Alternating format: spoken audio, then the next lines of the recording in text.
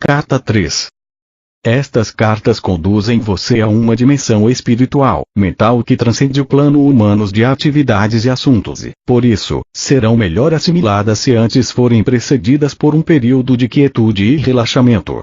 Acalme a sua mente, se for possível, e entre em um estado de silêncio interior. Somente quando você estiver nesse estado completamente receptivo, estas cartas poderão penetrar em seu pensamento humano com a sua realidade.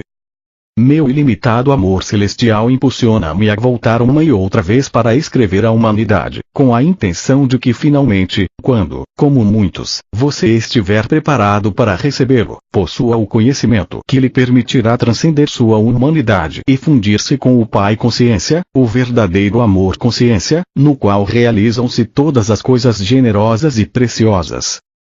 Como disse antes e quero reiterar, toda a minha missão na Terra foi impulsionada pelo amor e foi dirigida somente ao ensinamento da verdade da existência, pois sem este conhecimento não há esperança de redenção do trabalho árduo que a humanidade nasceu para suportar. Eu sei que esta afirmação trará muito pesar aos seguidores sinceros e dedicados da religião cristã e àqueles que concentraram sua fé inteiramente na pessoa de Jesus.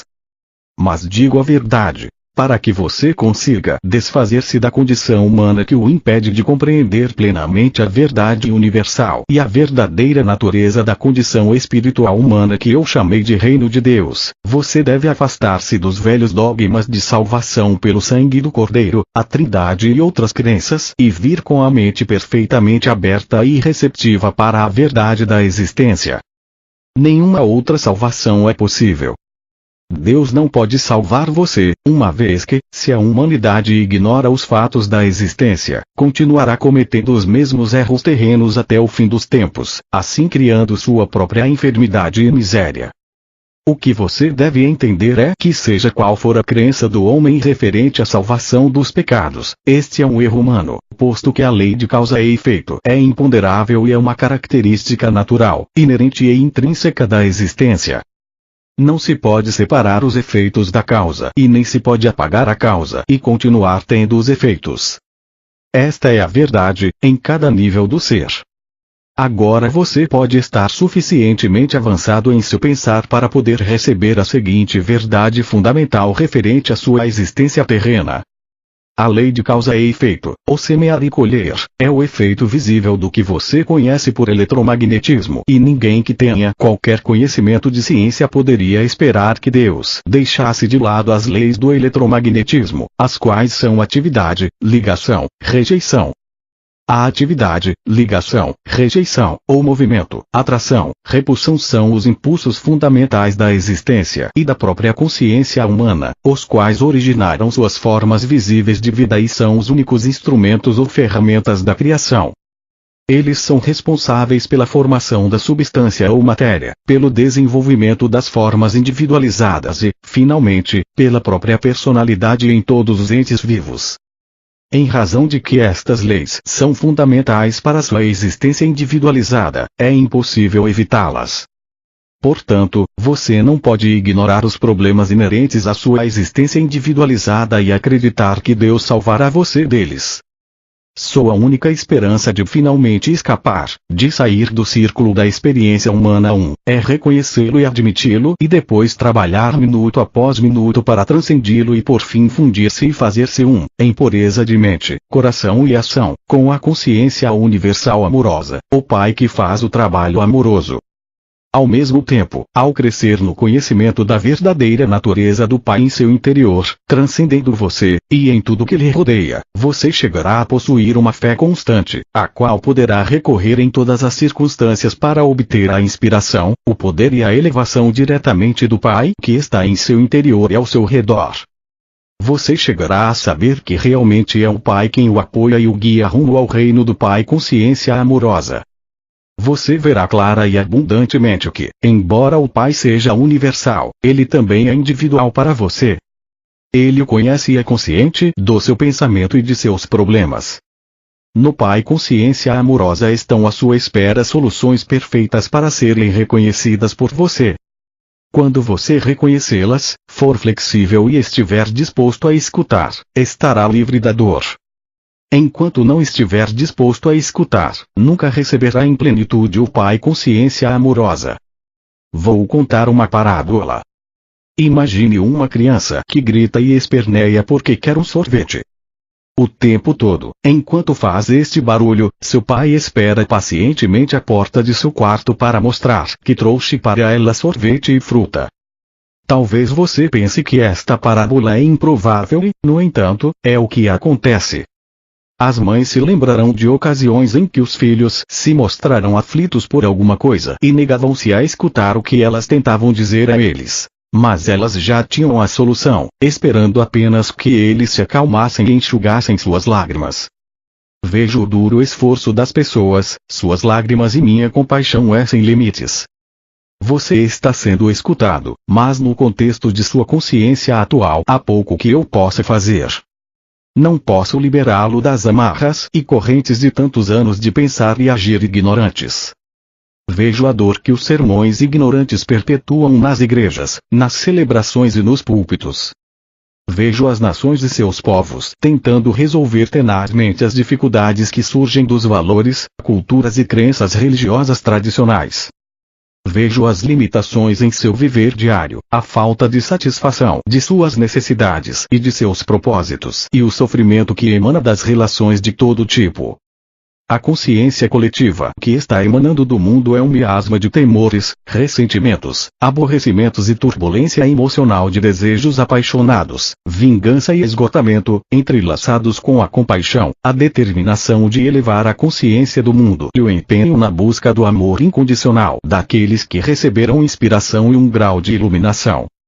Aproximo-me das pessoas que me chamavam e trabalho com elas para aliviar suas angústias, mas seu esquema mental e suas crenças estão tão fortemente gravadas em seus cérebros, que minha verdade não pode alcançá-las para trazer novo conhecimento às suas mentes.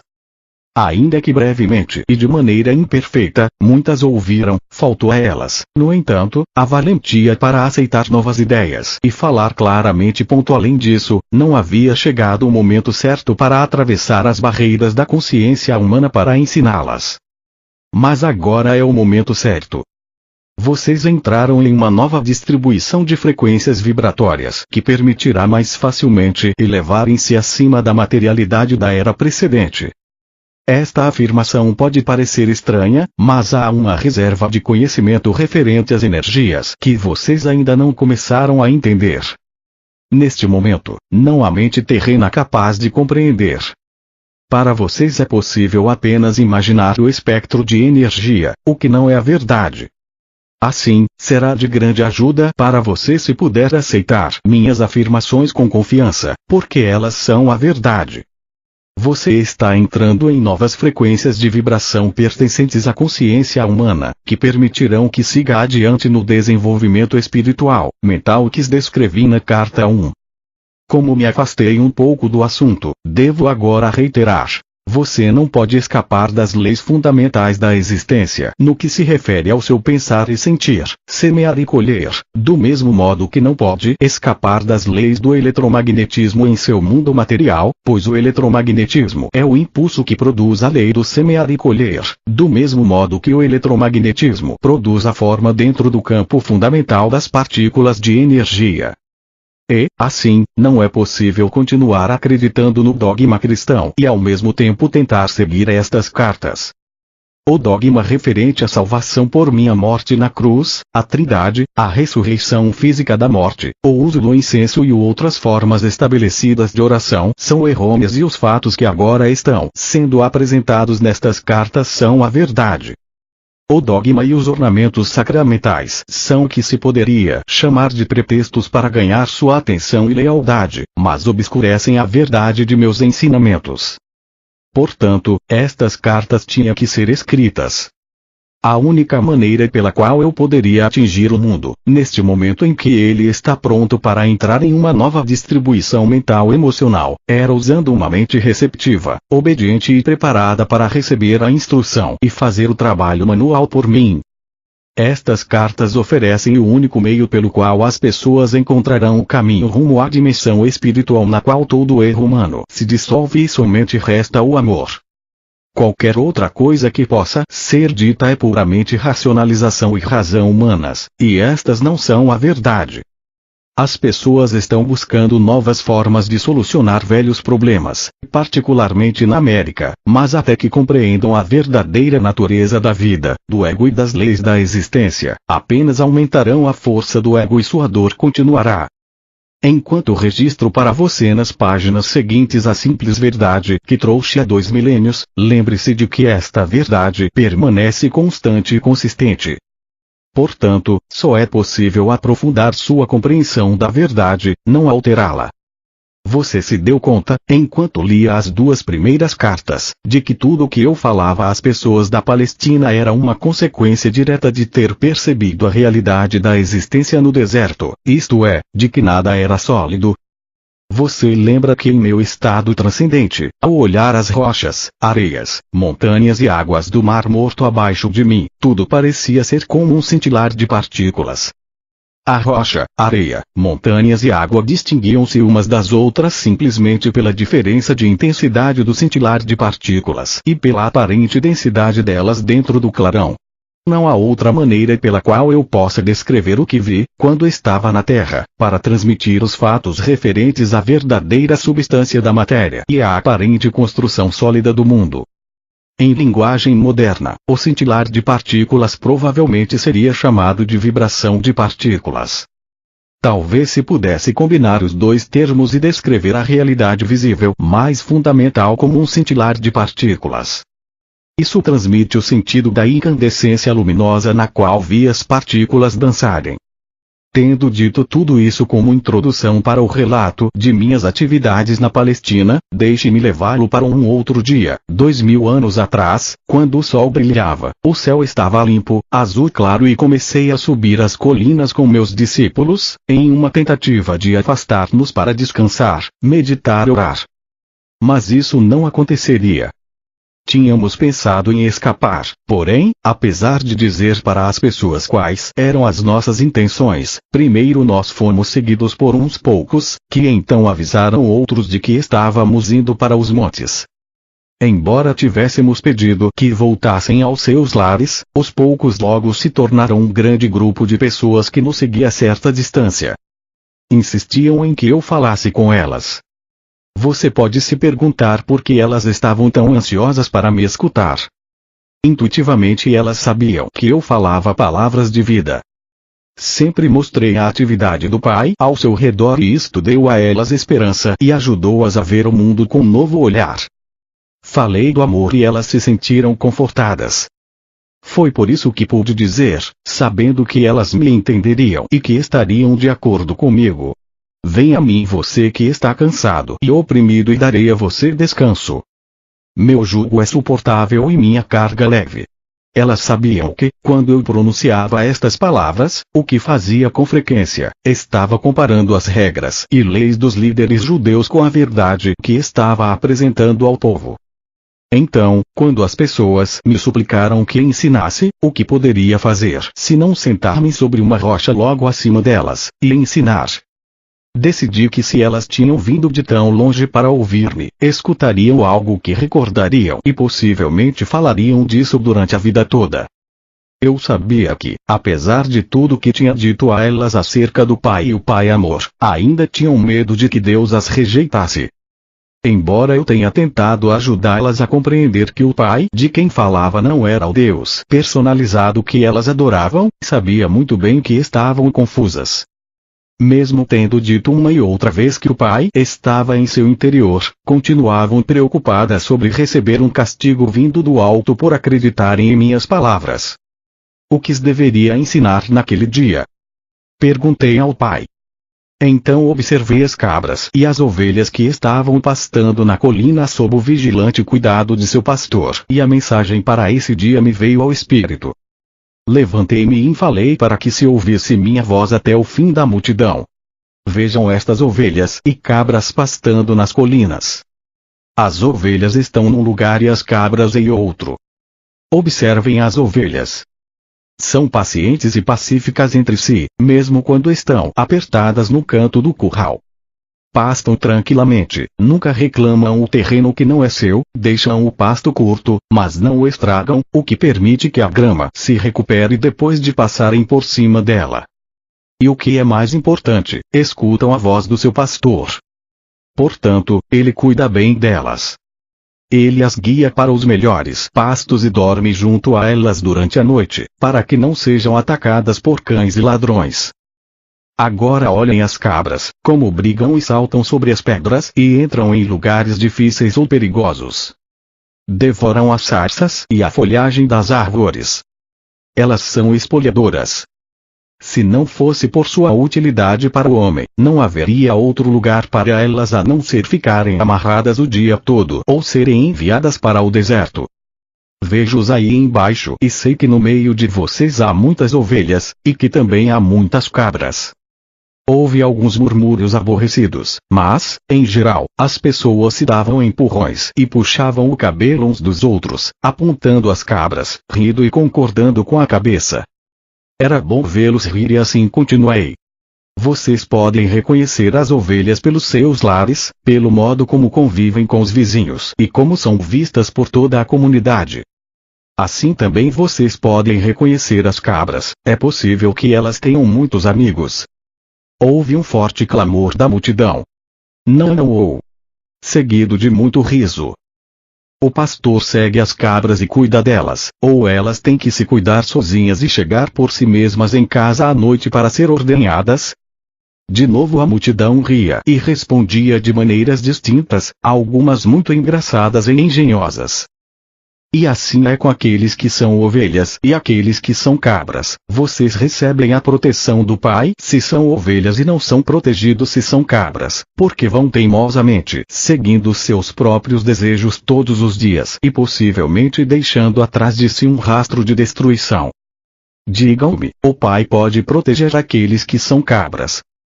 A multidão estava em silêncio, mas escutando atentamente. Vocês dirão então que o Pai está zangado com as cabras e não as protegerá, ou dirão que, assim como o pastor cuida das suas ovelhas e cuidaria das cabras se elas permitissem, o Pai ama as ovelhas e as cabras da mesma forma, mas não pode protegê-las igualmente por causa do comportamento natural das cabras. Considerem também os hábitos de alimentação das ovelhas e das cabras. As ovelhas se contentam comendo somente a erva para a qual seus estômagos estão perfeitamente preparados, mas as cabras comem qualquer coisa que encontram e não respeitam sua constituição. O mesmo acontece com aqueles que não cuidam do alimento de suas mentes, pois não têm nenhuma meta fixa ou propósito claro. Como as cabras, não percebem quando o alimento mental é prejudicial ou os leva por caminhos equivocados em suas vidas diárias, ou mesmo os arrasta para um mito nocivo ou um engano perigoso. Eles vão sem rumo, recolhendo o equivalente mental de sarças, sapatos velhos, pedaços de pano, folhas, cardos ou ervas daninhas, porque falta a eles bom senso. Um homem perguntou: Mestre, e se uma pessoa é uma ovelha, comete um erro e se vê numa confusão, o pai a abandonará? Respondi com outra pergunta. O que faz o pastor se uma de suas ovelhas cai num buraco, ou escorrega por um barranco, ou se vê aprisionada nas sarças? Eu digo: o pastor deixa o rebanho e rapidamente vai buscar a ovelha perdida e não a abandonará até que a traga de volta sã e salva. Assim acontece com o Pai, nenhuma ovelha pode evitar enganar-se de uma ou outra maneira, mas não duvide de que o Pai logo atenderá ao seu balido e a resgatará. E se uma cabra começar a comportar-se como uma ovelha e atender à voz do pastor, então ela também estará sob a proteção do pastor e será cuidada da mesma maneira que as ovelhas. Assim é com vocês e o reino do céu, o reino de Deus. Várias vozes elevaram-se, pedindo-me que ensinasse o significado do reino de Deus. O que estou dizendo a vocês não é o mesmo que ouviram de qualquer outro profeta em qualquer tempo. Não tentem entender o que digo pensando no que disseram seus mestres. Eles podem somente repetir o que está nas Escrituras e não possuem nenhum conhecimento pessoal do reino de Deus ou do céu. Deus não está contido em nenhum lugar, mas está em todas as partes, como estão os céus e o ar sobre vocês. A Santa Palavra pronunciou a verdade quando disse: em Deus você vive, se move e tem o seu ser. Pois o reino de Deus está acima, ao redor e também dentro de vocês, e vocês podem entrar no reino de Deus. As pessoas exclamavam com impaciência: mas, o que é isso? É um estado de mente e de coração no qual você está plenamente possuído por Deus, seu Pai. Quando você está nesse estado, o Pai é a cabeça de seu corpo e dirige tudo o que você faz e toda a sua vida. Algumas pessoas resmungavam: como isso é possível? É possível estar tão vazio do eu, de desejos egoístas, inimizades, raivas, ciúmes, cobiça, de desejos de vingança, que somente Deus fique no controle de sua mente e de seu coração. E depois, o que acontece? Perguntou uma mulher. Então você entra no estado de ser que é dirigido por Deus. Isto é totalmente belo e glorioso. É amor, é generosidade, é cuidar dos demais como cuida de si mesmo, é não julgar, pois você aceita os outros tal como são, sabendo que também são filhos de Deus e que estão igualmente sob o cuidado do Pai. É felicidade sem medida, impossível de descrever, é sentir alegria pela beleza do mundo, é vida sem limite e energia aumentada, é saúde e a satisfação de cada uma de suas necessidades mesmo antes de tê-las. Porque os rabinos não nos contam estas coisas? Diziam várias pessoas reclamando. Porque só eu vi o Pai, somente eu sei como se fizeram o mundo e as leis da existência. E porque eu sei todas estas coisas, vocês podem vir a mim e perguntar-me e eu revelarei tudo o que me foi dado. Digo a verdade, aqueles de vocês que creem, compreendem e buscam colocar minha palavra em prática cada dia serão salvos da tribulação que a humanidade suporta.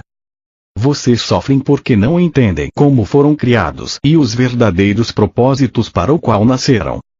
Vocês nasceram para serem filhos e herdeiros do Pai. Mas vocês viram as costas a toda a glória do reino e tentam encontrar prazer nas coisas terrenas. Enquanto fizerem isto, nunca encontrarão o reino de Deus, não entrarão no reino dos céus. Como entraremos no reino? Eu já disse.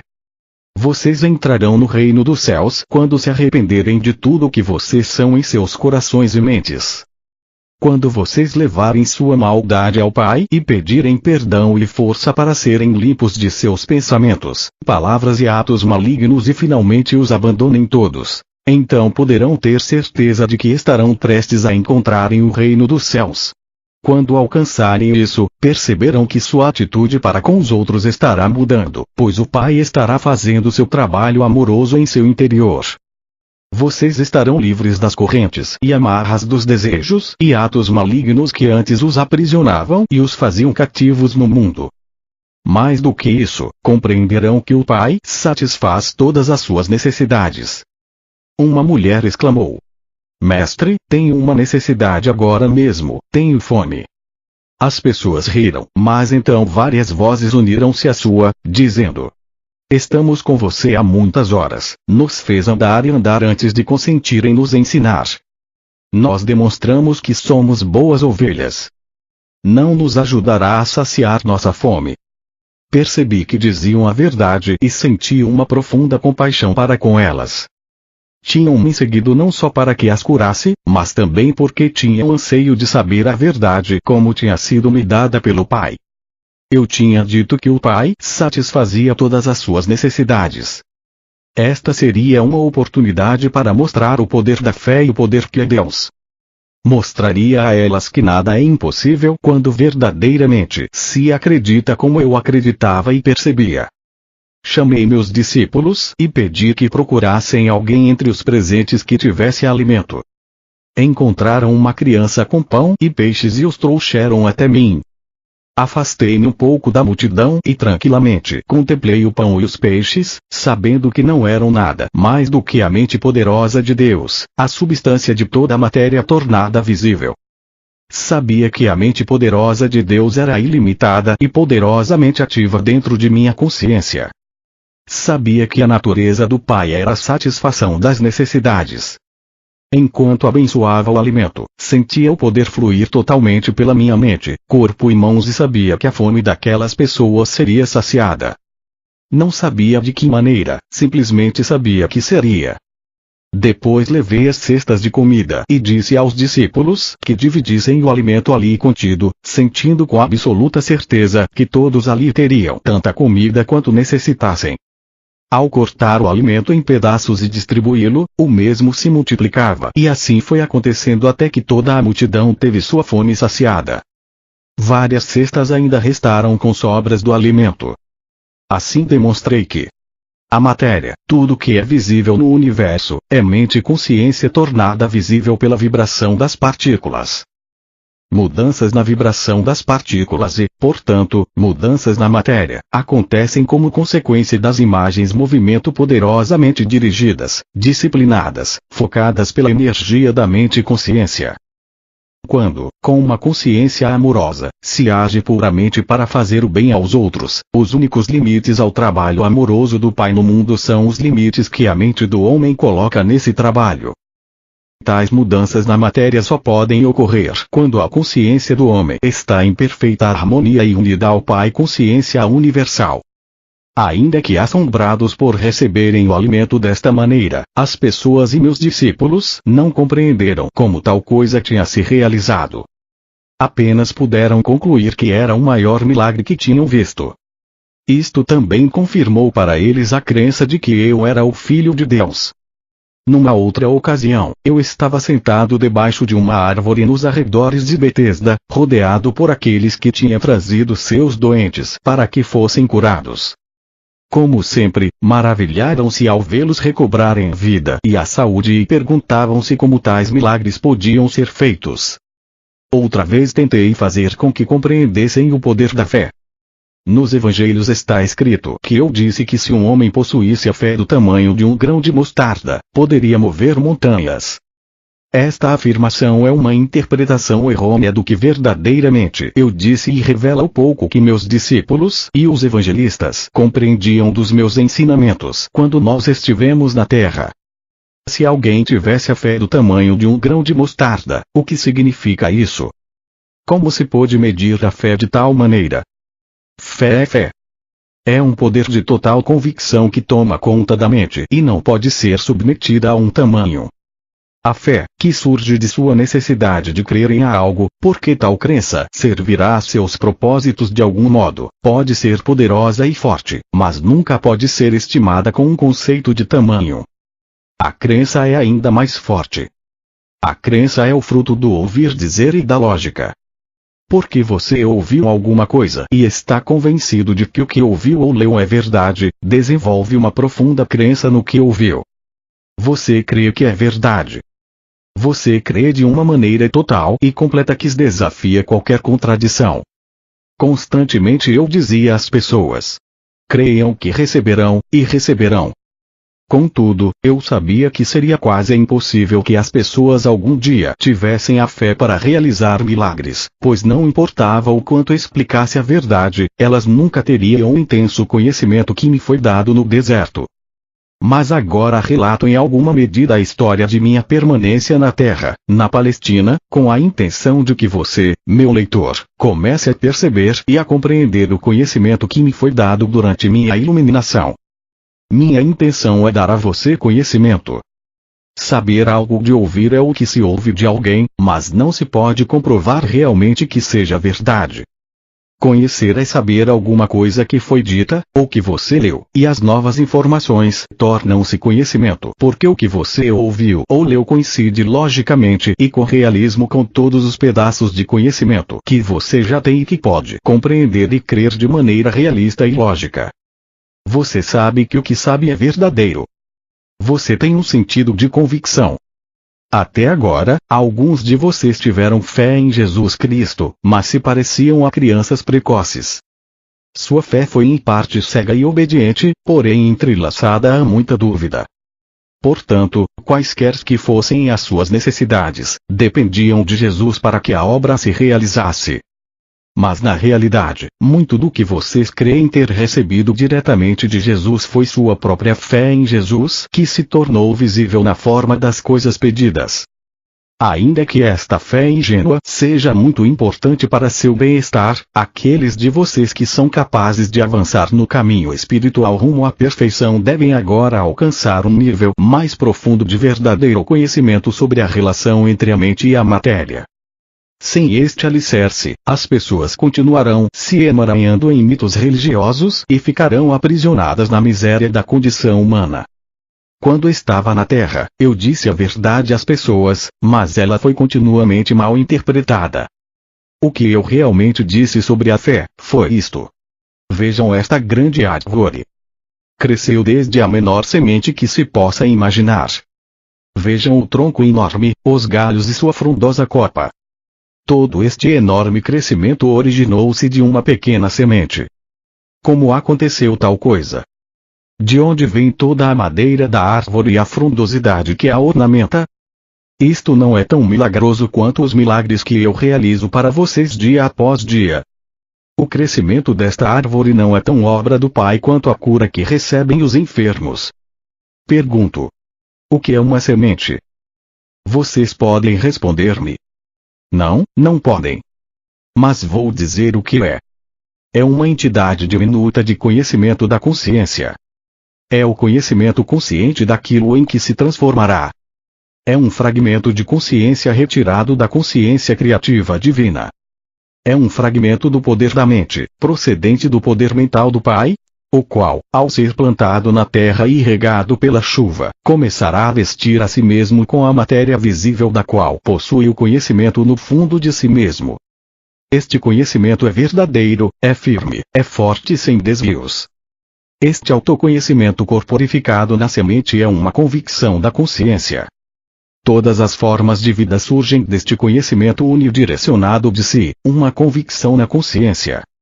Esta convicção na consciência é o que separa a terra inanimada e as rochas de tudo que vive e cresce sobre a face da terra. Onde não existe convicção da consciência ou conhecimento da identidade, não há crescimento. A consciência dentro da terra e nas rochas permanece como consciência em uma forma adormecida. Portanto, se você pudesse crer no que pede tão poderosamente como a semente de mostarda conhece a sua própria identidade, poderia fazer qualquer coisa que quisesse. Se você pudesse levar dentro de sua mente uma semente, o plano aperfeiçoado de seus objetivos mais profundos, e saber sem qualquer dúvida que ela pode crescer e chegar à perfeita realização, você poderia ver essa semente maravilhosa ganhar vida própria, que logo se manifestaria em sua vida. E com toda certeza você poderia mover as montanhas de sua vida, essas montanhas que se colocam em seu caminho e o impedem de alcançar tudo o que você deseja. Montanhas que, em momentos de imprudência e de pensamentos mal elaborados, você criou para si mesmo. Se compreendesse a criação e a existência, você poderia viver uma vida de total liberdade, realizações sem limites e alegria transcendente. Busque a compreensão e verá que, pouco a pouco, a compreensão virá em sua direção. Bata a porta do universo que dá acesso a Deus, o Pai Consciência Universal, e finalmente você verá a porta se abrir e você terá acesso aos segredos do mundo. Apenas creia e você receberá. Eu também recordava isso a eles a todo momento. Somente aqueles de mente e coração puros realizarão essas coisas poderosas. Os malvados podem prosperar durante um tempo, como o fizeram os reis e os exércitos saqueadores e outros que amontoaram a iniquidade em suas mentes. Foi permitido a eles fazer seu trabalho durante um tempo, pois da maldade surge um certo bem, mas no final fracassarão e o resto do mundo dirá injúrias contra seus nomes. Então, se você quer ter sucesso, examine suas motivações.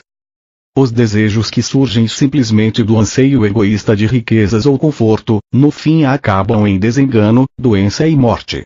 E a você que lê estas palavras, digo, não deixe ninguém se atrever a negar a verdade que trago, até que você também tenha andado o caminho da renúncia. Disse que eu percorri na terra e que tenha alcançado a mesma união com o Pai e as alturas do conhecimento e a compreensão indiscutível que possuo. Quando você tiver alcançado tudo isto, já não terá nenhum desejo de negar essa verdade e será incapaz de deixar de se unir a mim e ensinar ao próximo. Até esse momento, mantenha-se em paz e não deixe que ninguém conheça sua ignorância. No mundo inteiro as pessoas frequentemente acolhem meus ensinamentos com prazer, por serem da mais alta moral e por serem os princípios mais perfeitamente formulados para o bom comportamento e viver diário. Contudo, afirmam rapidamente que as historias sobre os milagres devem ser deixadas de lado, pois estes são aberrações das leis naturais do universo e são impossíveis. Este tipo de pensamento levanta barreiras ao futuro progresso do desenvolvimento científico-espiritual do qual a mente humana é capaz. De fato, não vim à Terra para apresentar uma nova religião ou um código moral mais alto do que aquele dado por Moisés nos 10 Mandamentos. Meu propósito foi o de trazer uma nova percepção de Deus como Criador e a compreensão da existência em si mesma. Deste conhecimento deveria surgir uma nova forma de viver. A atitude correta para com minha missão na Terra neste terceiro milênio é a de reconhecer que os milagres que eu realizei estão mais além da capacidade do ser humano médio neste momento. No entanto, tais milagres foram exemplos do que pode ser alcançado no futuro, quando as mentes das pessoas estiverem plenamente imbuídas do verdadeiro conhecimento da existência e estiverem também, por meio da fé, da meditação e da oração, totalmente sintonizadas e impregnadas da consciência universal vida-amor. Foi realmente verdade que andei sobre as águas, quando meus discípulos embarcaram para cruzar o lago. Se você leu a narração bíblica deste incidente, perceberá que meus discípulos tinham me deixado para trás. Ansiava pela oportunidade de afastar-me de qualquer contato humano, de retirar-me para as colinas para mais uma vez entrar em profunda meditação, permitindo que a minha consciência se unisse à dimensão universal da consciência de Deus. Enquanto estive nesse estado espiritual que transcende a consciência humana, toda a consciência física desapareceu e fui elevado em êxtase na corrente universal da vida. Soube que a vida universal era tudo, que a vida era a realidade de meu ser e que tudo o mais eram aparências mutáveis, transitórias da vida universal, tornadas visíveis. Soube sentir que eu era a própria vida e que ao introduzir-me na consciência da vida mais além da consciência terrena, as leis que governavam meu ser físico eram transcendidas e já não se aplicavam à carne e ao sangue de meu corpo humano. Desejei mover-me neste novo estado transcendente e vi a mim mesmo saindo da caverna flutuando. Vi meus discípulos no lago e soube que estavam em aflição. Sem esforço desci, flutuando a colina em direção à margem e, ao retomar o contato com meus assuntos humanos habituais, no caso os meus discípulos, encontrei-me repousando sobre as águas. No entanto, ainda estava no estado em que percebia plenamente que eu mesmo era a vida individualizada e, portanto, que meu corpo estava banhado pelo poder vital que continuava me deixando mais leve transformando a estrutura atômica de meu estado físico. Você deve entender que ouvir e pensar no estado de consciência humana e a ascensão à compreensão transcendente da vida universal, quando a consciência pessoal já está afastada da condição corporal e plenamente fundida no Pai consciência universal, pertencem a duas dimensões totalmente diferentes do ser. A consciência humana pode receber inspiração do Pai consciência universal, mas a inspiração que se recebe se mistura à condição humana e frequentemente é mal interpretada, segundo o conhecimento armazenado que já controla o cérebro e, portanto, os próprios processos mentais. Lamentavelmente, a inspiração que você recebe é contaminada e distorcida por suas atuais crenças fortemente arraigadas. Considere que o estado de percepção e compreensão transcendente emerge, da condição física. O cérebro já não está no controle. Já não possui influência sobre o estado de percepção transcendente, que é a verdade essencial. Esse estado já não é mais controlado ou afetado pelas crenças humanas. Esse é um estado de o que realmente é, que está por trás da manifestação visível da existência, em vez de estar na dimensão humana de o que se acredita que a existência é. É nesse estado de consciência transcendente que os milagres não são mais do que o trabalho normal da lei universal. Antes de continuar com esta narração de minha vida sobre a Terra, quero destacar novamente que tudo o que há no universo é um estado de consciência particular e individualizada tornada visível. tive que descer do meu atual estado de consciência de amor universal para experimentar de novo minha vida na Terra, que continua impressa de maneira duradoura na energia da consciência do mundo em si, a qual remonta ao momento de sua criação. Você deve compreender que, quando deixei meu corpo na Palestina, deixei para trás tudo o que pertencia àquela vida. Tinha cumprido minha missão. Portanto, quando morri na cruz fui libertado, fui elevado em luz gloriosa para participar da luz, para ser a luz e para regozijar-me na luz, que é amor universal, vida, beleza, harmonia, ventura e êxtase. Mover-se entre diferentes níveis de consciência não é tarefa fácil ou agradável. É somente porque minha missão na Terra não ficou completa, quando morri na Palestina, que volto agora para ajudar você a preparar sua entrada na nova era, uma fase nova da existência individualizada na Terra. Talvez você compreenda o que quero dizer com o desconforto deste empreendimento, se tentar recordar-se de alguma profunda tristeza que sentiu em sua vida e puder observar que sua reação atual possui quase um mesmo grau de tensão e estresse emocional da ocasião em que tal acontecimento se deu. Refletir sobre algum sofrimento ou tristeza passada trará a você vontade de chorar. Você sentirá a depressão e a antiga angústia retornando ao reviver aquele momento em sua imaginação.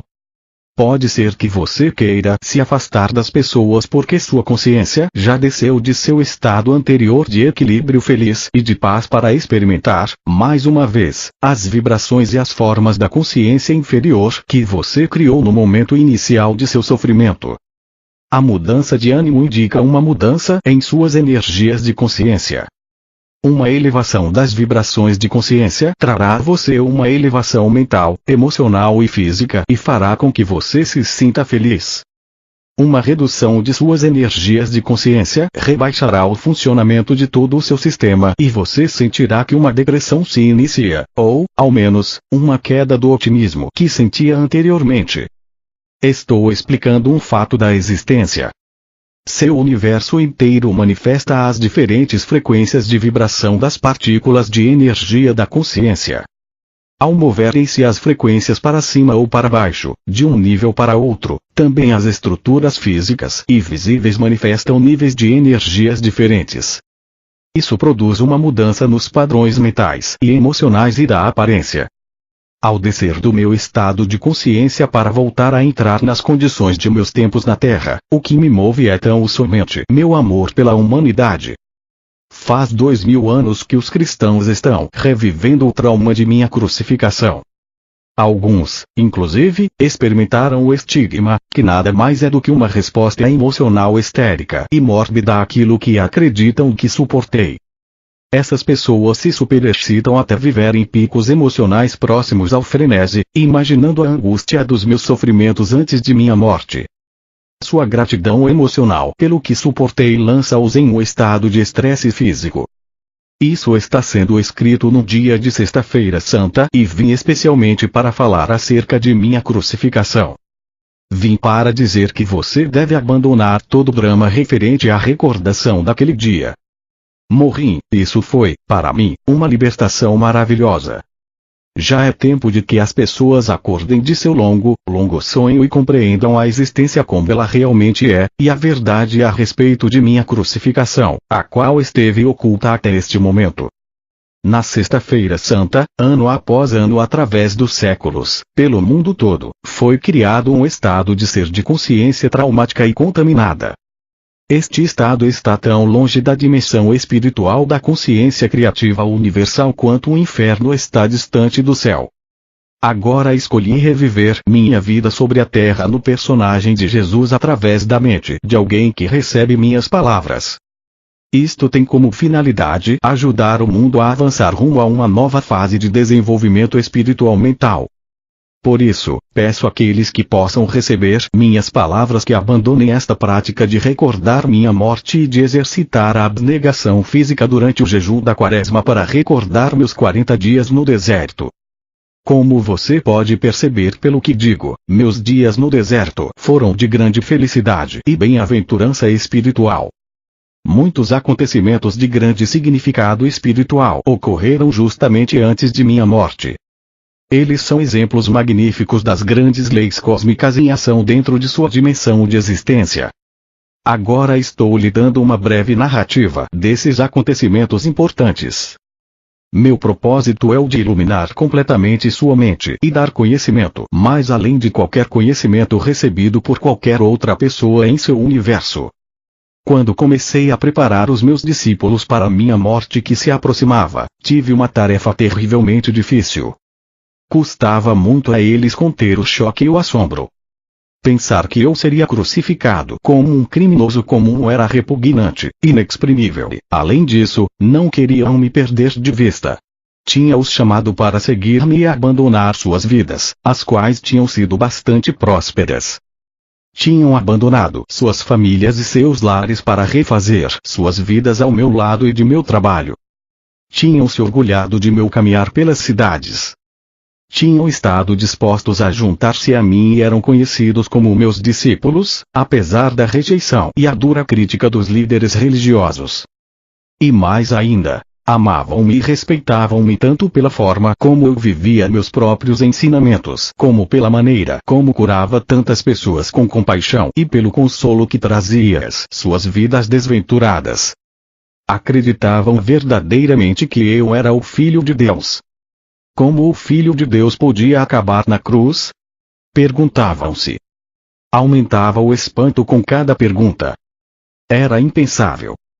Sentiam que um tremendo vazio se abria diante de suas vidas, uma enorme cratera na terra onde pisavam e uma vasta extensão de instabilidade e de falta de propósito dentro deles mesmos.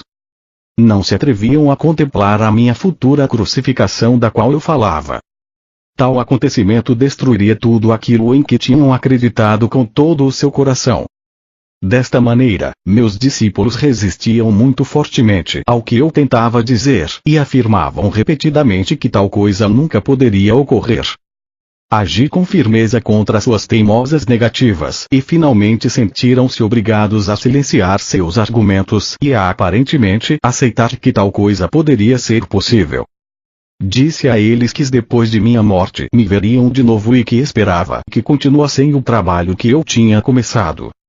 A dor e as discussões que eu tinha provocado entre meus discípulos também me afetaram profundamente. Não era tarefa fácil ir a Jerusalém, onde o meu destino me esperava. Acima de tudo, perguntava-me se estaria à altura daquele grande desafio para a resistência. Seria capaz de transcender a condição física e entrar no Pai Consciência Universal e ali ficar até morrer? Às vezes eu me sentia profundamente assustado diante do Calvário, mas não me atrevia a revelar esse temor a meus discípulos. Assim, comecei minha última viagem em direção a Jerusalém com grande confusão de sentimentos.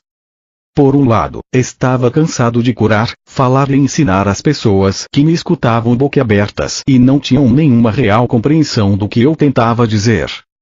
Tinha pensado que meu conhecimento tornaria as pessoas capazes de sair de sua miséria e, pelo menos, estabelecer contato com o Pai e obter um vislumbre do reino dos céus. Não havia nenhuma evidência de tal despertar espiritual, nem mesmo entre meus discípulos. Meu desapontamento e sentido de fracasso trouxeram-me contentamento ao pensar em abandonar a vida terrena rumo à gloriosa existência que sabia que me esperava depois da morte. Ao mesmo tempo, perguntava-me como poderia suportar a dor da crucificação. Ao longo de minha missão, meu estado mental era mais ou menos pacífico e consistente, frequentemente em júbilo, com os pensamentos focados no Pai Consciência Amorosa, autor de todo ser, sabendo que bastava pedir e o que pedisse rapidamente seria manifestado. Eu seria capaz de manter minha serenidade, quando fosse apresentado diante do conselho, levado para a crucificação, pregado na cruz com meu peso pendurado pelas minhas mãos. Como estava dando lugar a dúvidas e temores, o nível normal das frequências de minha consciência estava baixando. Eu estava descendo novamente as frequências da consciência do plano terreno. Voltei a ser vítima de minha antiga agressividade que me incitava a atos irracionais, que eu não teria sequer considerado quando estava em meu estado anterior de total harmonia com o Pai Consciência Amorosa. Minhas dúvidas e conflitos se exteriorizavam em minha vida como emoções e impulsos humanos que eram opostos à lei cósmica do amor. Primeiro aconteceu o episódio da figueira. Tinha fome e fui em direção à árvore, não esperando verdadeiramente encontrar frutas porque não era a estação de figos. Ao ver que a busca era infrutífera, amaldiçoei a figueira. 24 horas depois, ela havia murchado até as raízes. Foi uma experiência chocante. Era a primeira vez que minhas palavras tinham causado dano a algo. Contudo, mostrou claramente a meus discípulos o poder do pensamento para o bem ou para o mal. Demonstrou que quanto mais espiritualmente evoluída é uma pessoa, maior é o impacto de suas palavras no meio ambiente. Aproveitei a oportunidade para explicar aos meus discípulos que eu tinha me comportado de maneira irrefletida, como faz a maioria dos homens e mulheres que, tendo grandes expectativas, não consegue o que quer. Essas pessoas costumam reagir com raiva, lágrimas e até com palavras fortes que podem ou não significar um desejar mal ou maldizer a pessoa que tenha negado o que eles desejavam. Eles já tinham visto por eles mesmos o que a minha maldição tinha causado à figueira. Agora deveriam compreender que, tendo uma forte convicção, poderia ser concedido a eles qualquer coisa que pudessem desejar ou imaginar, mas também deveriam estar constantemente conscientes de sua própria condição mental, emocional. Não deveriam guardar rancor dos outros, mas sim perdoar rapidamente, do contrário, poderiam causar muito mal àqueles com quem estivessem ressentidos. E isto seria devolvido a eles no devido tempo, como a colheita do que semearam. E mais ainda, tal como é a semeadura, assim é a colheita. Sabia que o que eu tinha causado à figueira inevitavelmente retornaria para mim de uma ou outra maneira. Então levei os meus discípulos para o templo. Muitos anos tinham se passado desde que eu tinha estado lá e sabia que minha visita serviria para desencadear os acontecimentos que levariam à minha crucificação. Algumas pessoas me reconheceram e comecei a ensinar em resposta a seus pedidos. Foram se juntando mais pessoas e os agiotas se amontoaram, começando a reclamar. Seus gritos e queixas barulhentos interromperam a linha de meu pensamento enquanto ensinava. De repente, a cólera tomou conta de mim. Havia ali pessoas sérias que me rodeavam e desejavam ouvir palavras de vida, as quais em breve não poderia mais pronunciar, e ali estavam mercadores que viviam vendendo animais para os sacrifícios que não beneficiavam ninguém. Aqueles homens somente traziam dívidas e miséria às pessoas. Senti o sangue subir-me à cabeça, empurrei as mesas espalhando o dinheiro e expulsei do templo os homens de coração duro. Então houve uma tremenda comoção de gritos e lamentações. Alguns brigavam para apanhar o dinheiro.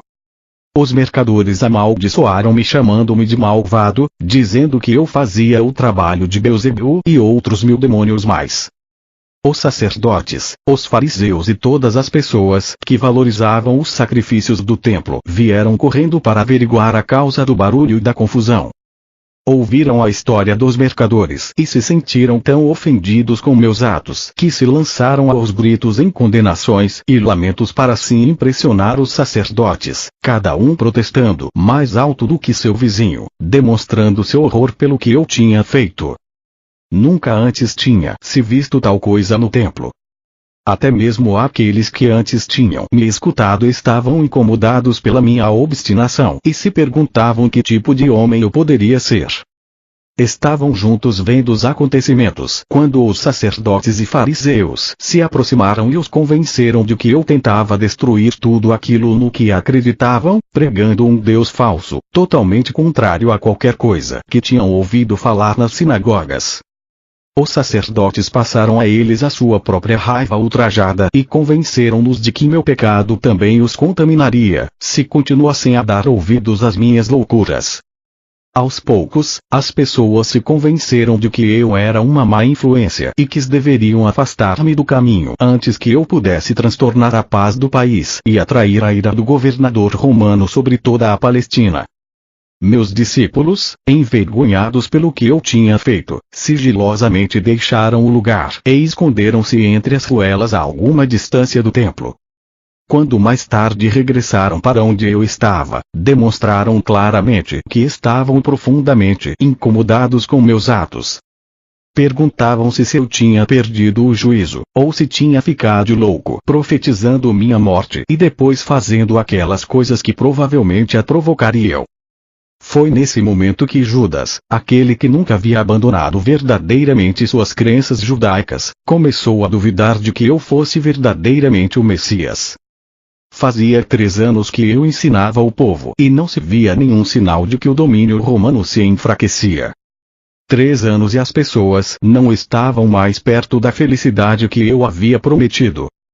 E agora parecia que estava a ponto de converter-me num perturbador da paz, fazendo cair a ira de Roma sobre suas cabeças. Judas ficou sabendo que o sumo sacerdote judeu queria se desfazer de mim e então ofereceu seus serviços para me identificar, quando assim fosse pedido. Quando foi a hora de celebrar a Páscoa com meus discípulos, organizei uma ceia com todos reunidos no grande salão. Sabia que aquela era a última vez que comeria na terra. Não desejo voltar profundamente à consciência daquela noite. Senti grande tristeza por ter que deixar meus discípulos, que tinham me servido tão bem. Com a tristeza, todos os meus temores e conflitos reapareceram. Tive momentos de profunda autopiedade. Senti que ninguém compreendia o que havia procurado fazer pelo meu povo e o sacrifício que estava disposto a fazer por ele. João estava contando uma expressiva história sobre a última noite dos israelitas no Egito, antes de escaparem para o deserto. Falava das instruções de Moisés ao chefe de cada família para que matassem um cordeiro sem mancha, que o cozinhassem de certa maneira e pintassem com aquele sangue as portas das moradias israelitas, porque naquela mesmo viriam os anjos para matar todos os filhos primogênitos dos egípcios e o seu gado.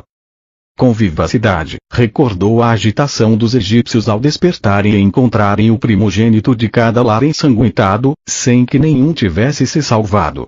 Era o tipo de história horrível que eu rejeitava por não ter nenhum valor para a pessoa que buscava a verdade espiritual mais elevada. Eu me perguntava até que ponto meus discípulos realmente tinham entendido quando eu falava de seu Pai Celestial e seu amor por toda a humanidade. Como podiam entusiasmar-se com o pensamento de anjos matando os primogênitos dos egípcios quando eu tinha dito com toda a clareza que Deus, o Pai, era amor? Mas os judeus sempre haviam se preocupado com o derramamento de sangue para redimir seus pecados. Até mesmo Abraão, o fundador da nação israelita, convenceu-se de que devia levar o seu único filho ao deserto, matá-lo e oferecê-lo em sacrifício a Deus. Um pensamento pagão e revoltante. Pensei nos sacrifícios de animais no templo. Amando a todos os seres vivos da criação como eu amava, esta prática era para mim uma abominação. E agora eu estava a ponto de ser levado para a morte porque tinha me atrevido a pronunciar as palavras da verdade. E quando considerava o tão pouco do meu conhecimento que tinha conseguido transmitir, perguntava-me por que eu tinha sido enviado em tal missão. Senti de repente um estremecimento de ressentimento e raiva se entrelaçar aos sentimentos habituais de amor para com aqueles homens. Com certo cinismo, perguntava-me que sinal poderia deixar que fosse uma recordação eficaz, para que os meus ensinamentos retornassem às suas mentes quando já não estivesse com eles. Se podiam esquecer tão rapidamente todos os meus ensinamentos sobre o amor do Pai e desfrutar a horrível história da Páscoa, enquanto eu ainda me encontrava na mesma sala com eles, de que se recordariam quando morresse como um malfeitor na cruz, a mais desprezível das mortes? Depois pensei que, se o derramamento de sangue os comovia tanto, daria a eles sangue para que se recordassem de mim. Com essas reflexões irônicas apanhei um pão, parti-o, passei-o a meus discípulos e disse que o comessem. Comparei o pão partido com o futuro de meu corpo partido e pedi que repetissem o partir o pão e o distribuir em lembrança do sacrifício de meu corpo para trazer a verdade sobre Deus e a verdade sobre a vida, a verdade sobre o amor. Percebendo que eu estava com um humor estranho, pararam de comer, escutaram, pegaram o pão e comeram em silêncio. A seguir, tomei minha taça de vinho e a entreguei, dizendo que cada um devia beber dela, posto que era o símbolo de meu sangue que logo seria derramado porque tinha me atrevido a trazer a verdade da existência. Vi que meu tom de voz tinha tocado a alguns deles. Sobriamente, cada um tomou um gole e depois passou a taça para quem estava a seu lado. Mas ainda não diziam nada. Percebiam que eu estava sério e que já não toleraria mais discussões. Então eu disse que um deles me trairia. Em segredo entendia os seus motivos e sabia que ele era uma parte necessária da futura sequência de acontecimentos. Simplesmente cumpria o papel que sua natureza o levava a desempenhar. Eu sabia que ele sofreria muito e senti compaixão por ele. Mas guardei estes pensamentos só para mim. Ao mencionar que um deles me trairia, disse a Judas que saísse para fazer rapidamente o que tinha que fazer. Os discípulos despertaram, se perguntando se realmente aquela era sua última ceia comigo. Havia muita angústia emocional, perguntas, inclusive recriminações por tê-los colocado em tal armadilha. Outra vez, perguntaram-se o que fariam de suas vidas depois que eu me fosse. Perguntavam-se qual seria seu lugar na comunidade se eu fosse crucificado. As pessoas zombariam deles, queixavam-se. Ninguém voltaria a confiar no que dissessem. Profundamente entristecido pela resposta egoísta diante de minha situação, assegurei a eles que não tinham que temer por sua própria segurança. Deveriam abandonar-me e não haveria ligação entre eles e a minha crucificação. Sugeri que depois de minha morte se dispersassem e voltassem para a Galileia. Pedro comoveu-se profundamente e reagiu com violência, negando que algum dia me abandonaria, mas, é claro, foi o que ele fez. Mesmo depois de todo o amor que tinha por meus companheiros e de tudo o que desejava obter para eles, naquele momento de minha própria necessidade, ainda encontrava total falta de compreensão, até resistência. Sua única preocupação era sobre o que poderia acontecer a eles. Não houve nenhuma palavra amável, oferecimento de ajuda ou angústia pela minha dura prova futura. Como era duro o coração humano, pensei. Quantos penosos séculos teriam que passar antes que a humanidade pudesse ir mais além de sua própria dor e sofrimento para sentir talvez uma faísca de amor e compaixão para com outros desafortunados que se encontrassem numa situação pior do que a deles. Porém, ainda que profundamente decepcionado e mesmo machucado por suas reações egoístas, compreendi-os e procurei dar aos meus discípulos coragem para enfrentar o futuro e assegurei que sempre estaria com eles, mesmo quando estivesse fora de suas vistas. A obra que eu tinha começado seria promovida desde o além. Não os deixaria sozinhos. Conheceriam e sentiriam minha presença e isso os consolaria. Disse que se agarrassem à recordação do tempo em que eu tinha estado com eles. Alertei que haveria muitos que continuariam o caminho com o conhecimento que eu havia dado, mas que estranhos buscariam acrescentar a voz da tradição e da razão aos meus ensinamentos. Minhas palavras seriam tão distorcidas que, finalmente, já não revelariam a verdade original que eu havia trazido ao mundo. Quando disse que isso aconteceria, afligiram-se, foram mesmo tomados pelo pânico. Fiquei aliviado ao ver que meus ensinamentos não tinham sido em vão apesar de tudo, que não tinham entrado em ouvidos totalmente surdos. Pediram-me que contasse mais, mas levantei as mãos e disse que isso era tudo o que eu podia dizer. Nesse ponto, senti que havia dito tudo o que eu tinha querido dizer enquanto estava na terra e que meu discurso aos homens havia sido cumprido. Tudo o que mais profundamente desejava era retirar-me ao silêncio e encontrar paz e conforto em meu contato com o Pai. Deixamos o salão e fomos andando até o Monte das Oliveiras, mas o estado de meus discípulos era de conflito interno, temor e dúvida. A maioria deles foi embora para unir-se com suas famílias e amigos que estariam celebrando sua própria Páscoa. No jardim havia uma rocha especial cujo formato lembrava uma pequena caverna. Gostava de refugiar-me do vento dentro dela. De modo que ali me sentei e orei, buscando um caminho para a grande harmonia que já havia desfrutado no passado. Sabia que quando me movesse para sintonizar-me com o Pai Amor, meus temores se dissolveriam e estaria num estado de paz e de total e absoluta confiança. À medida que senti o poder do amor entrar em mim e tomar posse de minha consciência humana, assim também a força para suportar o que viria sobre mim tomou conta do meu coração. Seria capaz de permanecer dentro do amor e dar amor aos outros até o fim. E assim foi. Nem sequer tentarei voltar a entrar no estado do julgamento e da crucificação. Isso não tem importância. Quando finalmente morri na cruz e meu espírito retirou-se de meu corpo torturado, fui elevado dentro de uma luz radiante e indescritível. Fui envolvido no calor e no consolo do amor, tal como nunca antes tinha experimentado.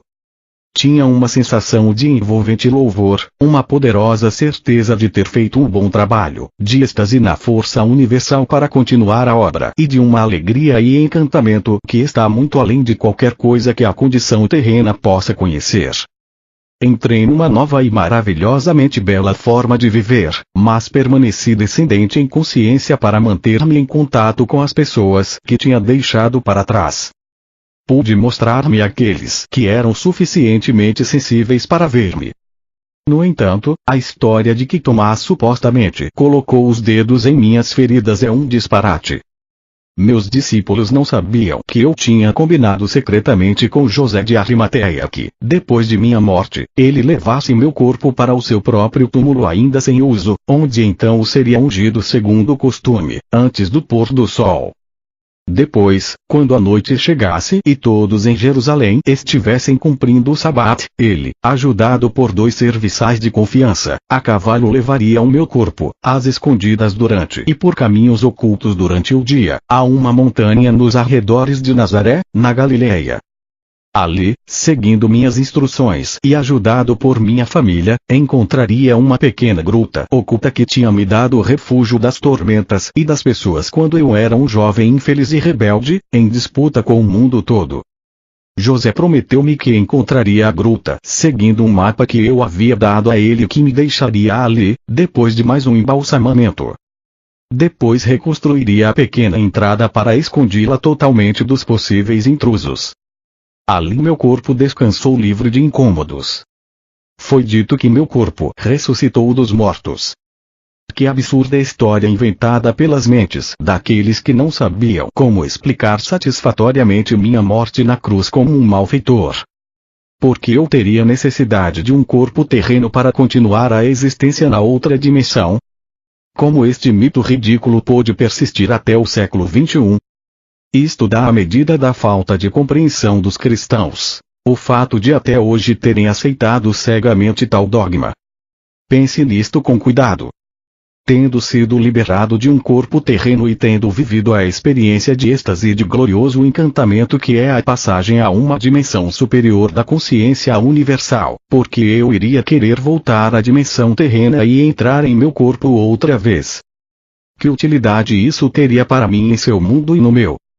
Enquanto a substância física de meu corpo durante a vida na Terra poderia ser espiritualizada quando estivesse perfeitamente harmonizada com o Pai consciência amorosa, meu corpo não seria um transtorno e impedimento para minhas viagens posteriores nos reinos espirituais superiores? As coisas visíveis não são mais do que uma manifestação das frequências vibratórias específicas na consciência, que produzem um cintilar de minúsculas partículas, criando um aspecto de matéria sólida. Cada substância visível possui sua própria frequência vibratória única. Uma mudança na taxa de vibrações produz uma alteração na aparência da matéria. Quando as energias da consciência mudam, também mudam as aparências da matéria. Portanto, era possível que eu me concentrasse e baixasse as frequências de minha consciência a tal ponto que minha forma se tornasse visível ao olho humano. Podia retornar aos meus discípulos e ser visto por eles. E assim o fiz. Amava-os mais do que nunca e devia a eles tanto consolo e apoio quanto era capaz de dar depois de minha morte.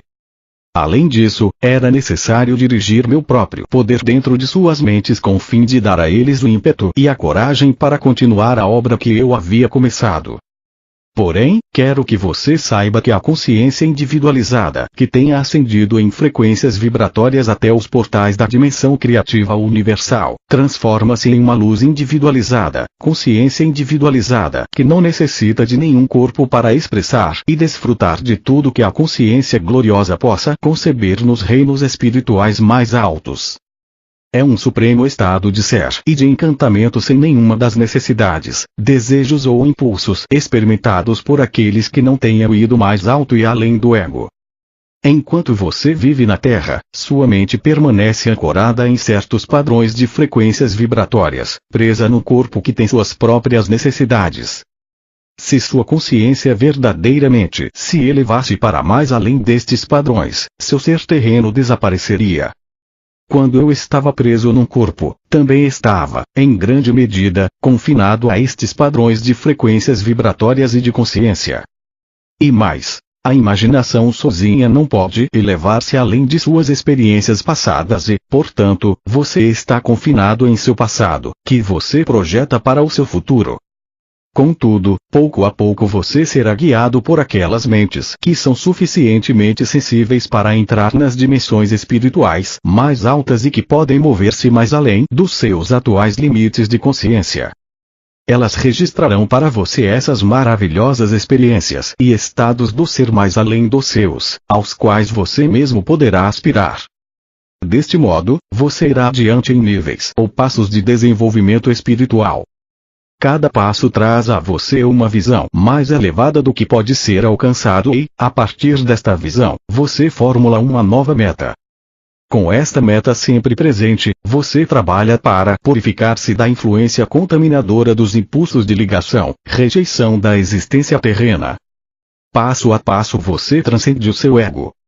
Quando transcende o seu ego e ele morre dentro de sua consciência, você então está plenamente vivo no Pai Consciência Amorosa e encontra a realidade do reino dos céus em sua vida, em si mesmo e ao seu redor. Para permitir que você alcançasse estes picos de amor, alegria, harmonia e êxtase, eu vivi, trabalhei e morri na Palestina e vim agora a você nestas cartas. Não permita que o meu trabalho seja em vão nesta segunda vez. À medida que ler estas páginas, busque, medite e ore para receber inspiração. Chegará a sentir a resposta do Pai e, se escutar cada dia com atenção, ouvirá a voz do Pai. Esta voz está sempre com você. Retire as barreiras criadas por sua própria vontade. Abra-se para receber a força, o poder, a inspiração e o amor diretamente do Pai Consciência Amorosa. Leia e releia estas cartas para que possam ser, finalmente, absorvidas em sua consciência. Enquanto você o fizer, estará viajando rumo à luz, e irradiará luz para os demais. Tal luz não é luz como a da eletricidade, mas sim da mesma natureza da consciência universal que descrevi para você em minha carta 1. Portanto, enquanto irradiar a luz, irradiará o amor incondicional. Você promoverá o crescimento e o desenvolvimento espiritual de qualquer outro ser vivo. Desejará alimentar e nutrir, trabalhará para promover proteção, cura e educação. Você desejará ajudar no estabelecimento da lei e ordem amorosa na qual todos poderão viver em harmonia, com sucesso e com prosperidade. Você estará no reino dos céus. Ao mesmo tempo, não se iluda. Enquanto são dados os passos para apresentar estas cartas ao mundo exterior, haverá exatamente as mesmas recriminações, a mesma condenação, os mesmos falatórios de Satanás, do diabo, como houve quando ensinei na Palestina. Ânimo, reze para ter coragem. Aqueles que suportarem até o final se elevarão por cima da confusão e da violência e descansarão na paz e na alegria do reino.